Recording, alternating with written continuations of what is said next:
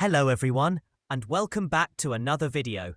In today's tutorial, I'll show you how to fix the ineligible country issue on Instagram, a common problem that prevents certain features from working in your region. If you're seeing the message, "This feature isn't available in your country," or "Instagram not supported in your region," don't worry, I've got a working solution. Step 1. Download Super Unlimited Proxy.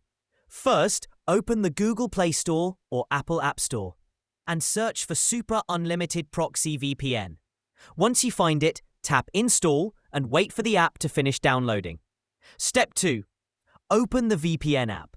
After it's installed, open the Super Unlimited Proxy app. Tap the Connect button to start the VPN. If prompted, allow the necessary permissions. Step 3. Close Instagram before connecting. Important, before connecting the VPN, make sure to fully close Instagram. This helps refresh your location settings. Step 4. Reopen Instagram. Once the VPN is connected, go back to Instagram. Your ineligible country or feature not available in your region issue should now be fixed. That's it. You've successfully solved the Instagram country not supported issue using Super Unlimited Proxy VPN.